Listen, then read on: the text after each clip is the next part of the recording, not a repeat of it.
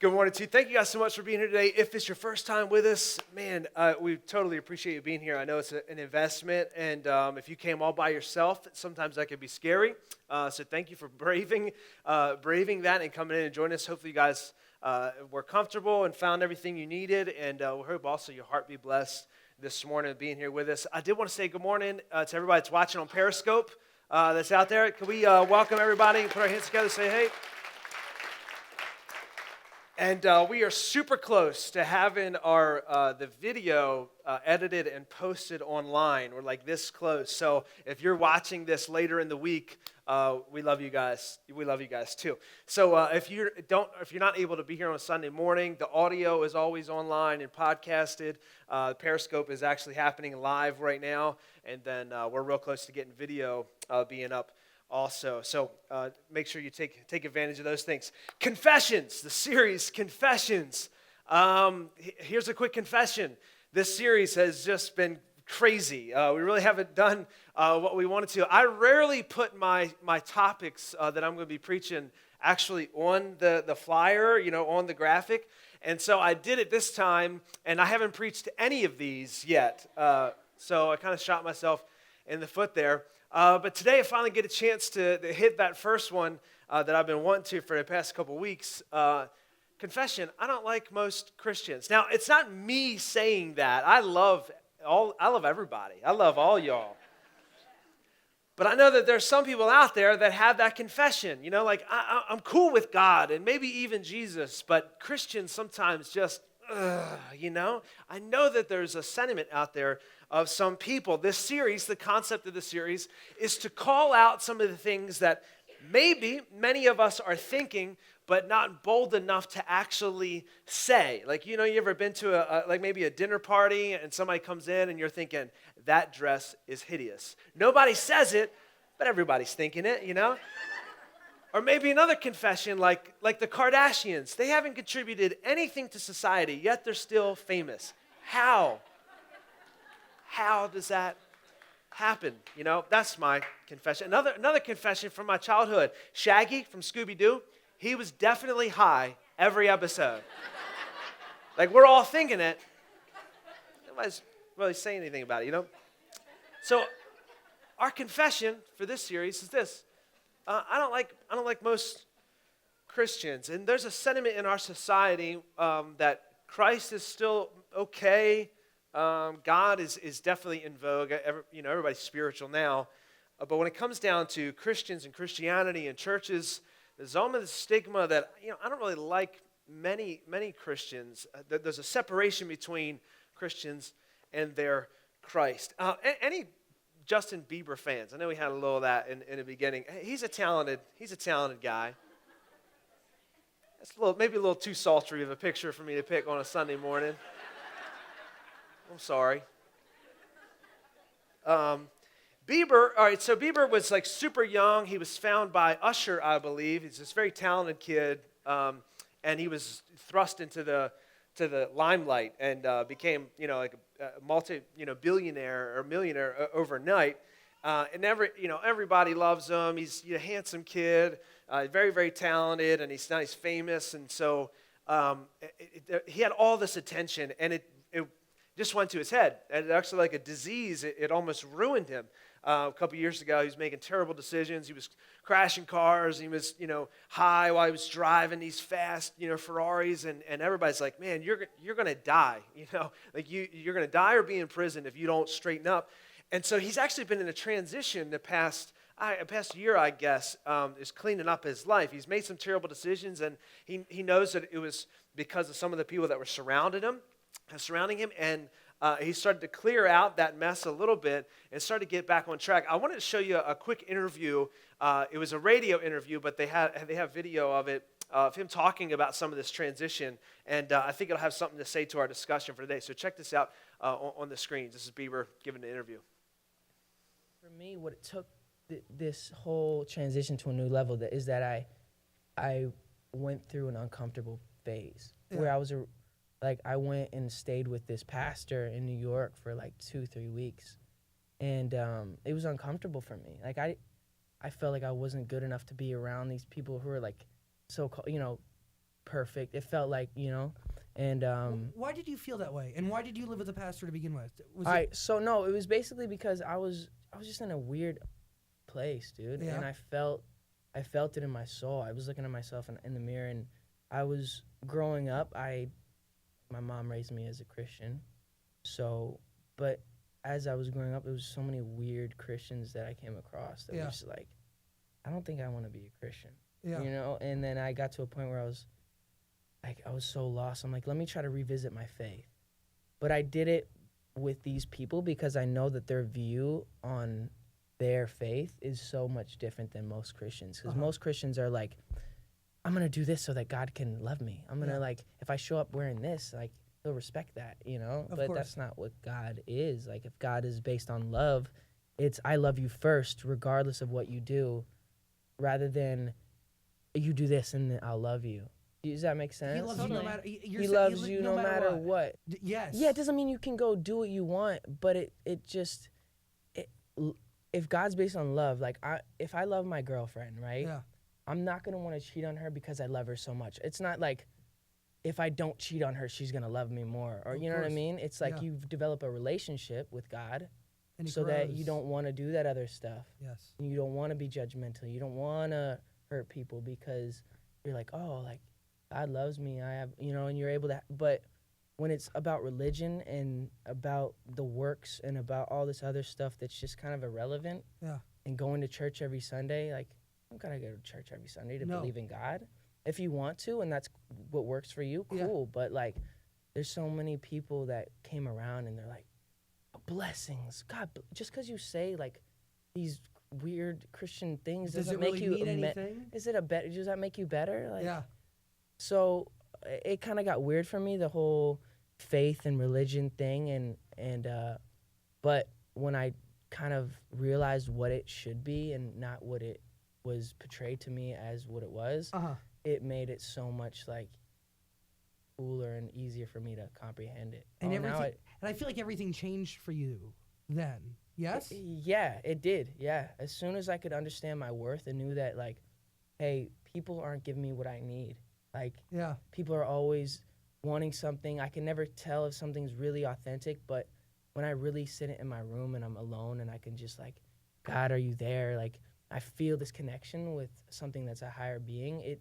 And picture it as being a perfect thing. Yeah. It just puts an ease to my soul that's, like, I can't describe. Special. It's special, yeah. Justin That's- Bieber. Yeah, and I don't mean to be weird and like No.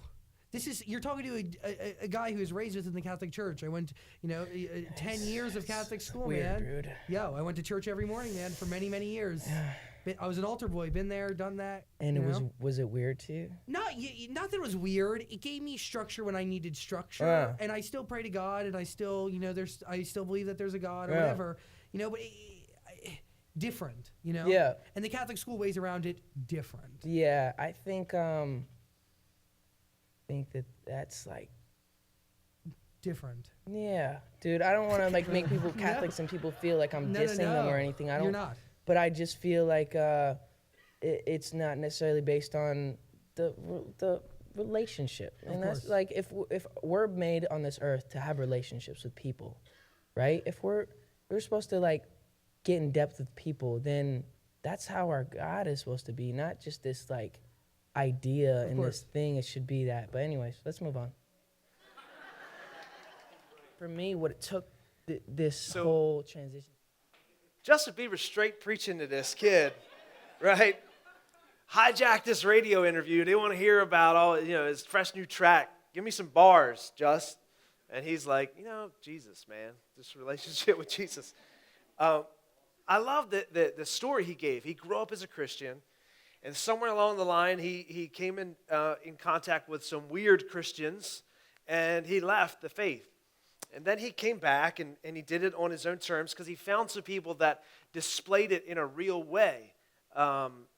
It changed what he thought religion was all about, that Jesus was all about. He found out what it should be instead of what had been portrayed to him by some people along the way. And he realized it wasn't a religion, but it was a relationship. Let me take a quick poll. Has anybody ever been turned off to religion or Jesus or God or church because of another person? It's okay. Just, yeah.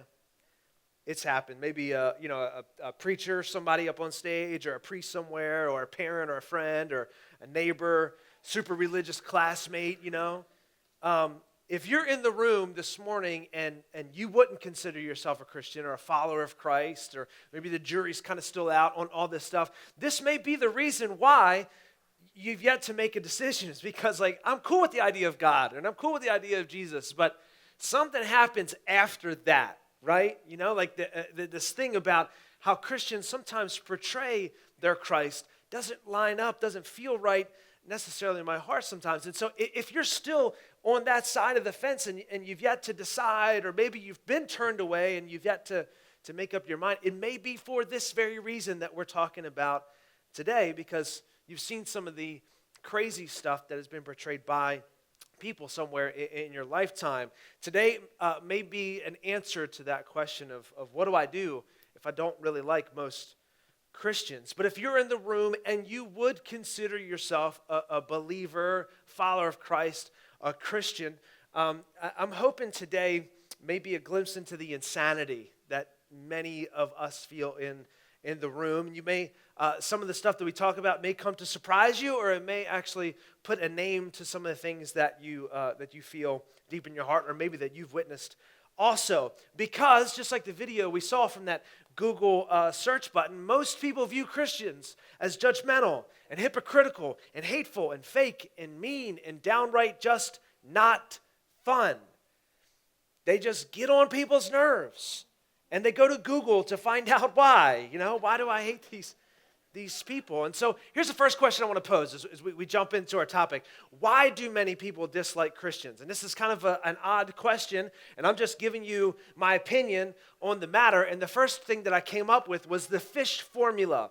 Okay, you're in traffic, and there's a car that cuts you off, and they have a Jesus fish on the back. You're thinking, hold up. Of all people to cut me off, it shouldn't be you. You call yourself a Christian. Anybody ever thought that? Or that's why I don't have Jesus fish on my truck. You know what I mean? Nobody can hate on Jesus because of me.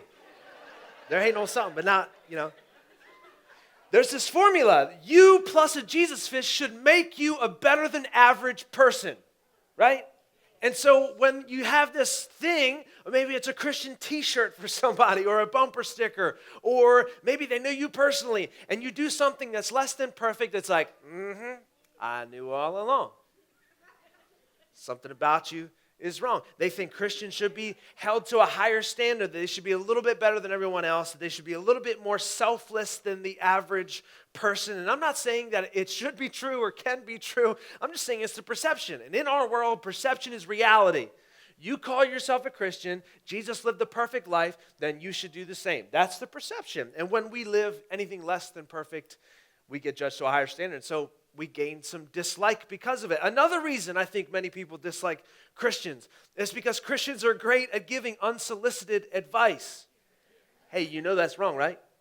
Hey, you know you're going to hell, right? Hey, you know that's sin, right? Why shut your mouth? That's what the world thinks.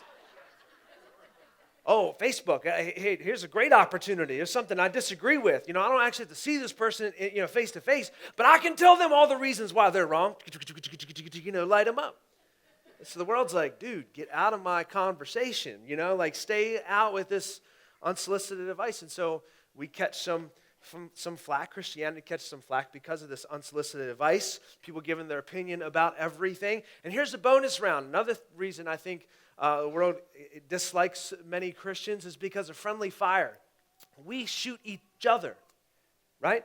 You get into a church setting and we love what we do, and I love my church and I love everything that we do, but there's this other church that's down the street that doesn't do it exactly like we do, and they're wrong, and we tell everybody else why they're wrong. And people are like, whoa, bro, you're not even fighting the enemy, like y'all fighting each other, like just friendly fire. And so people think, I don't want nothing to do with what you guys got going on because it just seems crazy. It seems a little violent.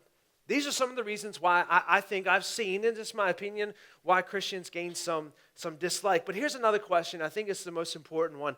Why do Christians attract it in reality, not just in perception Why do we attract dislike in reality? And I think it comes down to these steps that are behind me. They're going to be my illustration for us this morning. At the core of Christianity, at its most pure form, a person comes in contact with a loving God. This God is perfect, and they realize all their imperfections. You ever been in kind of the same space as someone that looked like they had no flaw? You ever been in a place like that? All your flaws seem to come right to the surface, right? In the same way, at Christianity, its purest form, a person comes in contact with this beautiful, loving God who wants nothing but the best for them, and this God is perfect, and all their imperfections come to the surface. But then that God says, you know what? I don't care about your imperfections. I love you anyway. And grace washes all of that stuff away. And this flawed human being can stand in the presence of a perfect God and embrace in some kind of spiritual way, and you're thinking, man, everything is right with the world. Any Christian, any believer has ever made that decision, it's the most perfect place, most perfect situation you've ever experienced in your life. It's marvelous. It's like a wedding day. Both people are standing on one side or the other, and they're dressed like in the best clothes they could ever imagine being dressed in, standing across from each other, promising all these things, and it is beautiful. And everybody claps, and everybody feels warm in their heart. Yay, this is awesome. And then there's the wedding night. Yay, even more awesome. You know what I'm saying? Y'all know, you know what I'm saying? And then there's the next morning where their breath is busted. And their hair looks terrible. And the bathroom door is left open. You're like, no, I don't want to see that. I want to go back to where everything's perfect. This is the day after a person gets saved and they come in contact with this perfect God. They're perfect and grace has covered all their sins. And then you have the next day. You're like, well, God just forgave me of all this stuff. He can't, I can't go back and sin and do all the same things I've done, before. I have to find a way of fixing all that. That next morning, like the day after a wedding, that's when everything gets real. In a Christian's mind, they think, well, look, God just forgave me of all these things. In the back of their mind, they think, God just forgave me of all this stuff, so I can't go and commit all these sins again. And so to remedy that problem, they begin to climb the staircase of religion. This, I think, is the biggest flaw in Christianity. They begin to climb the staircase of religion. And the first step in the staircase of religion is, I have to sin less. God just forgave me of a whole bunch of stuff, so I can't do that stuff anymore. I have to find a way of sinning less. I can't talk like I used to talk. I can't go to this place like I used to. I can't be with these people. I can't do this like I used to. If I'm gonna get God on my side, if I still want Him to love me from here on out, and they think this, then I have to learn how to sin less. I got to stop doing bad stuff. And this is kind of noble, right? I mean, have you ever seen a person try to clean up their life? They're making all these poor decisions, and they say, you know what, I can't do that anymore. I can't do that. And you're like, hey, that's good. That's good. Don't be an idiot for the rest of your life. Make some good decisions. That's good. That's the first step of this staircase of religion. But the second step is to adjust the rules. Because you can't live by the rules your whole life. You can't sin less forever. Because guess what? We're wrapped in this fleshly body, and this flesh wants what it wants forever, to the day you die. It's just the way that it is. So you come into this problem where you're like, okay, I want God on my side. I want Him to love me. So I have to stop doing the things that He disapproves of. But I can't really do them all as the Bible tells me to. So I'm going to start to just adjust the rules and bend them in my favor just a little bit. I mean, I know the Bible really says that I can't do this, but I don't think it really meant that, Let me go Google some people that agree with me and back it up, I'm going to find some support here. And we begin to kind of adjust the rules, because if we were to live by those rules, it's impossible, right? Anybody ever found that to be true? It's impossible. You're trying your best, but you just can't do it. So you begin to adjust the rules a little bit. God, did He really mean that? I don't know if that was really 100% true. Maybe it's different in our era. Maybe the Bible is so old and antiquated that it didn't really mean what it said and meant. So I'm going to kind of adjust the rules a little bit. So we move up to the second step on the staircase of religion. And then when we get that kind of down, we get the adjusting the rules down, when somebody says, hey, how come you're doing X, Y, Z? You're like, well, the Bible said this, or my small group leader agreed with me about that, or Pastor Chris never really mentions that in his sermon, so I'm cool. Once you get good with adjusting the rules, then you come up to step number 3. This is where things get serious, where you start to enforce the rules. Because now you're on God's team. God obviously likes you because you're sinning less and you're abiding by the rules, although they're a little bit altered. You're still on God's side. God loves you. He's like, yes, look down there. Chris, he's killing it right now. Hey, dude, can you help me out and enforce the rules to everybody else? I know you're not living by them, but just do your best and enforce the rules to everybody else. So Christianity comes to this elevated position and we become the morality police, right? Oh, hey, look, somebody's got something wrong on Facebook. Let me tell them. Look at that Instagram picture. I got to tell them why that's wrong. You know you're going to hell, right, if you do that again.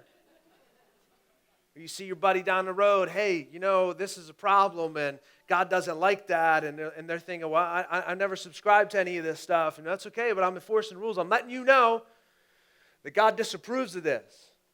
And if God's perfect and he's not in the presence of sin and he can't be, then guess what? I can't be either. And so we start to keep people that are imperfect at a distance, and we start to enforce the rules like hand grenades. You're going to hell, bro. Bam. We begin to enforce these rules that we can't even live by. And so when we get real good at enforcing the rules, come up to level 4. I know. Pray I don't fall off here. You become a martyr, a pseudo-martyr, level 4,000 Christianity. The hatred that is pushed on Christ, people take out on you because you're so godlike.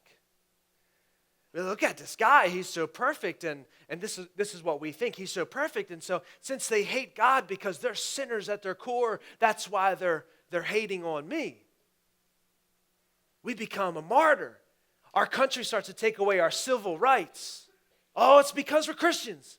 It's because they don't like God. It's because they don't like us because we're living a godly lifestyle. We become this martyr where we are crucified because we're so Christ-like.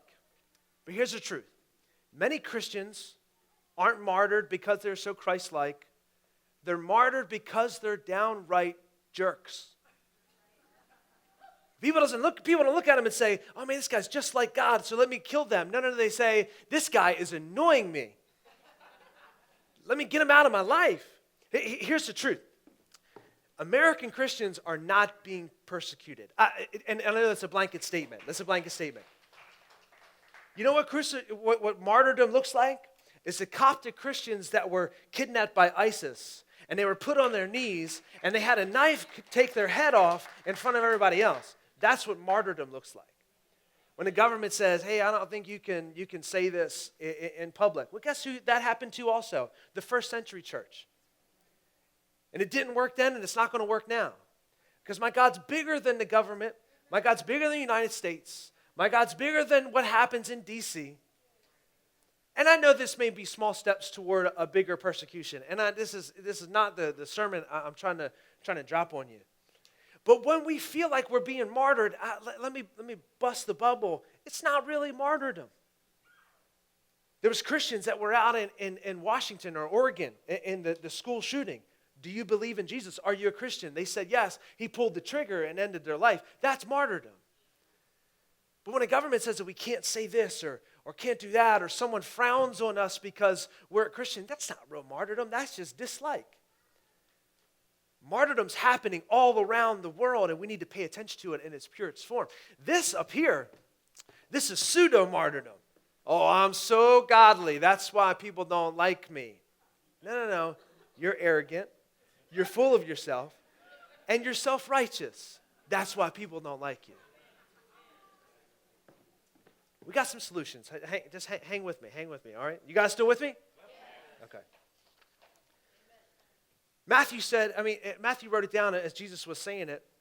Matthew 5, 11, and 12, he said this, and it almost lines up with this fourth step, but I want to dig into a little bit more and find some truth in it. Matthew 5, he says, "Blessed are you when people insult you and persecute you and falsely say all kinds of evil against you because of me."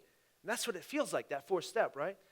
"Rejoice and be glad, because great is your reward in heaven, for in the same way they persecuted the prophets who came before you." But the issue is, most of the hate that comes at us and most of the dislike that comes at us as Christians is not because of Christ's righteousness, but it's because of self-righteousness.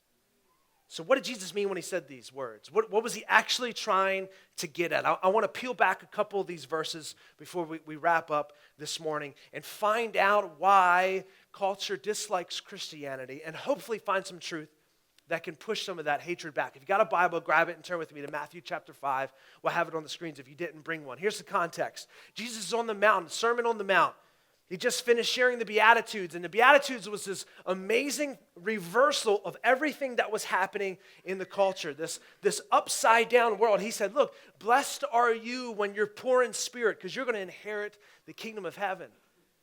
At the time, the Roman world, the power is in those that had strength and money, and the people who had neither of those things they had nothing to their name at all. And Jesus was saying, look, you're blessed. If you have nothing, if you're poor even in spirit, you're blessed, because you know what? You're going to inherit it all.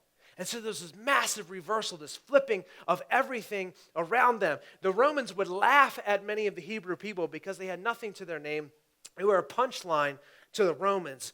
In his last beatitude, he says, "Blessed when you're persecuted or hated for being because of righteousness." And it sounds like step 4, but it's not really what Jesus was saying. Let's look at it, hopefully find some truth in here. Verse 10 of Matthew chapter 5, it says, "Blessed are those who are persecuted because of righteousness, for theirs is the kingdom of heaven." Look at that word, though, blessed because of righteousness. We're going to see this pop up again a little bit later on. Verse 11, "Blessed are you when people insult you and persecute you falsely and say all kinds of evil against you because of me," because of Jesus. "Rejoice and be glad. Great is your reward in heaven." In the same way, they persecuted those prophets who came before you. Let's read on. Who were persecuted before that? It's the prophets and the people who represented God. Who persecuted those people? They were persecuted by the religious elite who were enforcing the rules. The people who thought they were on the same team, but it wasn't the people who were on the same team. The religious elite, those that were climbing the staircase, were the ones that were martyring those who were actually living a godly life. Let's read on. Verse 13, Jesus says, "You're the salt of the earth. But if the salt loses its saltiness, how can it be made salty again? It's no longer good for anything except to be thrown out and trampled underfoot." Salt is one of the most common household things that we have, but it's one of the most powerful. It preserves meat. It adds flavor in small doses. You ever added too much salt to something? It ruined the meal, right? Jesus is saying, you guys, if you're following me, you do good in small doses, but you ruin stuff when you come in too strong. You're doing too much. That's what he's saying. Read on, verse 14. He says, "You're the light of the world. A town on a hill can't be hidden. Neither do people light a lamp and put it under a bowl. Instead, they put it on a stand. It gives light to everyone in the house. In the same way, let your light shine before others." It sounds like the staircase of religion, right? I need to show everybody and tell everybody and enforce the rules to everybody. But that's not what Jesus said. "In the same way, let your light shine before others so they may see your good deeds and glorify your Father in heaven." Light brightens life through good action. It doesn't shine light on everyone's errors. Show everybody I'm the morality police. This is what's wrong with your life. Like a spotlight, I'm pointing out all your flaws. Jesus is like, no.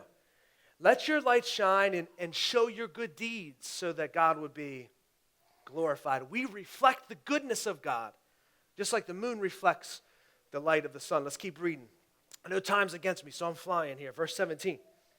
"Do not think that I've come to abolish the law of the prophets." Now, this is where things get a little crazy, so just kind of buckle up and hang with me for a moment, because it sounds there's a lot of sarcasm in what Jesus is about to say as he reads along. There's a special tone to it. He said, I didn't come to abolish all this religion that's been going on for all these centuries. I didn't come to burn down the staircase. I've not come to abolish them, but I'm going to fulfill this staircase that's been behind me. I'm going to fulfill this religion that's been happening for centuries. 18, for truly I tell you, until heaven and earth disappear, not the smallest letter nor the least stroke of a pen by any means will disappear from the law until everything is accomplished. Therefore, anyone who sets aside one of the least of these commandments and teaches others accordingly will be called the least in the kingdom of heaven. He says, look, you can't adjust the rules. You can't go in and find the one that you dislike and put it to the side. It doesn't work that way. But whoever practices and teaches these commands will be called great in the kingdom of heaven. Verse 20, he says, for I tell you that unless your righteousness surpasses that of the Pharisees and the teachers of the law, you will certainly not enter the kingdom of heaven. So he says, look, unless your righteousness is up here on level 4,000, you ain't going to make it. And everybody's like, well, you forget it then, because those guys are perfect. They've been bending the rules in their favor, and they've been telling us how we've been in error, and we hate them, and they think that they're godly for it. There's a key word in there. Your righteousness is you could try all you want. You can actually get to fourth step, but you know how far you still are from heaven after the fourth step? Your righteousness will only take you so far. Jesus said, I've come and I got a different plan. I'm going to fulfill this staircase you see behind me. He knew that it was impossible to follow every letter. He knew it was impossible to follow every law. It was a guideline. He's saying, look, this is the way you should be trying to live your life, but I know you can never attain perfection. It's impossible. Without me, you cannot do it. In your righteousness, if you do it, you only get this high. But if I become righteousness for you, it's a whole new game. He knew everyone would want to give up. He knew that there was no way they could fulfill the law on their own. But Jesus didn't come to build a new staircase. He didn't come to help us get up the staircase of religion. Jesus came down the staircase. God left everything and came down to be with us here. He fulfilled the law that we've been trying to master by coming down to us. Philippians 2, verse 6 through 8, he says, Jesus, being in the very nature of God, he was perfection. He didn't consider equality with God something to be used to his own advantage. Rather, he made himself nothing by taking on the very nature of a servant, being made in human likeness, and being found in the appearance of man, he humbled himself and became obedient to death, even the death on a cross. Jesus came down the staircase, and his first step wasn't a step to try to sin less. Jesus came down sinless, right? He was perfect. He was tempted in every way that you and I were, and yet he did not sin. He was sinless. First step, Jesus comes down, perfection. He didn't adjust the rules in his favor. He actually amped up the rules. The next verse where we just stopped, he said, you've heard that you shouldn't go out and murder people, but I'm telling you, even if you just think it, you're guilty of it. He amped up the rules because he knew that we were trying to climb the staircase, thinking when we got to the top that God would love us and clap his hands at us, and he would say, okay, you finally made it. He said, you'll never get there, so stop trying to climb it. He didn't adjust the rules in our favor or in his favor. He actually amped them up. He didn't come to enforce the rules. He came to fulfill them. He came to make a difference. He came to take on this thing that we've been trying to do ourselves. We've been pointing all this stuff out. No. He said, I've come to fulfill these rules. You don't have to enforce them. Let me take care of it for you. He came down sinless. He amped up the rules. He fulfilled the rules. And then his final step wasn't a pseudo-martyr. He actually died, gave up his life, so that you and I could have life. He fulfilled the staircase, and all the while, he's saying, man, come down. Like, don't even try this. It's a miserable pursuit. Christians, stop trying to climb the staircase of religion. Stop trying to get holy and get to a place where God will actually like you. Don't even touch the staircase. Don't even try to do this thing called religion. Jesus came down so we didn't have to go up. He came down as sinless. The rules that we're trying to cross off and finish, he turned them way up. He raised the bar. And he fulfilled this law of religion. He came down and said, I'm going to be a fulfillment of this that's been happening all these years. I'm going to lay down my life so you don't have to. We didn't need a little religion. We needed a lot of Jesus. We didn't need his help to go up. We needed him to come down. Every world religion has a staircase to climb, principles to follow, a state of meditation to get, a clear to find yourself and go to. And Jesus reversed it all and said, don't even try to come up to my level because it'll be painful. And people will hate you along the way, not for the reason you think they're going to hate you. They're going to hate you just because you're easily hateable when you're trying this. Just stay where you are. I'll come to you. And so what was Jesus' fulfillment of the law and the prophets? How did he fulfill all this stuff? What was the summation of him coming down? He said, let me sum it up real easy for you. Love God and love others. That fulfills the whole thing. All the law and the prophets, everything that they've been trying to get to up into heaven all these years, he said, let me sum it up real easy for you because I know you get confused when it gets complicated, you humans. Let me break it down real quick. He said, love God and love others. For those of us in this room that would consider ourselves a Christian, the next time you feel tempted to start climbing the staircase, maybe you leave on a Sunday morning, you feel like, oh, I got it all out, man. God forgave me. I feel good. I feel okay. I feel good with God, with other people. I'm good. But as soon as you leave this room, there's this tension. God loves me because I'm forgiven. But now I got to try to start sinning less. And it sounds so easy and so natural and so pure, but it's just one step in the direction of trying to make ourselves so good where God would like us. And I can't sin less, so let me start to adjust the rules. There's this tension where we're going to try to live in God's favor and we'll stumble along the way. That's okay. It's called living in grace. That's what a relationship's about. So as a Christian, if you feel the tendency, this pull to start climbing the staircase of religion, let me give you a tip. Don't. Stop before you start. Our freedom is found in that Jesus came down to us, that we don't have to work our way to him. He came to fulfill this law, and the law was summed up by loving God, loving others. And here's a challenge I'm going to leave us with today. Love God, love others. Unfortunately, when I say that, I don't think we understand what loving people really looks like. So can I just tweak this a little bit as I let you guys go in just a moment? I've even said this. I said, Bible doesn't tell you got to like them, but you do have to love them. Anybody ever heard something like that? I've said it before. I said it to somebody like a couple weeks ago, and I thought, that doesn't make sense. That's an asinine statement, right? You don't have to like them, but you do have to love them. I don't know what that means. When we say love God, love others, it feels good to us as Christians. Yes, that's what we got to do. Yeah, let's go out and do it. But it's an oxymoron to not like someone but still love them. What happens when you like someone? Let's say at that same dinner party with the lady in the ugly dress, you do meet somebody that you do like. First time you talk to them, everything's cool, and you say to your wife, I really like that guy. What does that mean? It means you believe the best about him, right? He said something stupid in the conversation, but I don't think he meant it like that, he probably meant it a different way. You believe the best about him. When you like someone, you look beyond the exterior. They look different than you, but you like them, so you kind of look past that, right? And when you like someone, you want to get to know them a little bit more. You want to find out more about that guy. Hey, man, let's get lunch sometime.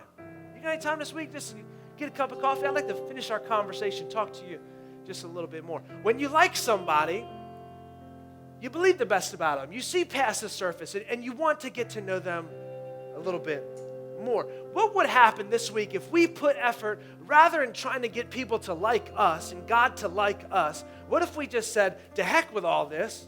Jesus came down to meet me here, so I'm not trying to attain my way to get God to like me anymore. What if we put that effort into liking God and liking others? I know love may just be too lofty for us today. Let's just start with liking. God told me I need to love him, love other people. I don't really know what love means anymore, so I'm going to start with liking people. So here's your challenge this week. I want you to find at least one person and make a conscious decision to like them. I know that sounds stupid. I'll say, I'm going to like that guy. I'm going to like that girl. I want you to believe the best about them. Because they're going to say something that's stupid. They're going to say something that rubs you the wrong way. I want you to push past and say, you know what? They probably didn't mean it that way. I want to believe the best about them. And you're going to find somebody that doesn't look like you. If you're kind of prim and proper and you like to wear ties, I don't know why I wore a tie this morning. I just thought it looked pretty cool. Maybe this is your get up. Maybe you're used to this. I want you to find somebody that doesn't look like this. And look past the surface. Maybe they're all tatted up. They got piercings and metal hanging every orifice in their body. Look past the surface and see them as a human being. Maybe if you are that person that's all tatted up and got metal hanging all over the place, I want you to find Mr. Rogers somewhere. The squarest dude you can find. All right, I'm going to like that guy. Push past the surface. See him as a human being. In this process of liking him, I want you to get to know him a little bit better too. Make a decision. I want to, and I'm going to try to find a little bit more about that person. Tell me your story. Where you come from? How'd you get here? Give me some back. I want to know you. Tell me a little bit. It's easy just for me to get up here and say, Jesus said, love God, love others, and that's going to fix everything. And we say, yay, that was awesome. I'm going to go try that. But I don't know what that means anymore. When I say I want you to go like somebody by believing the best about them, looking past the exterior and want to get to know them, that's a little bit more teeth to it, right? Find somebody. Go like them.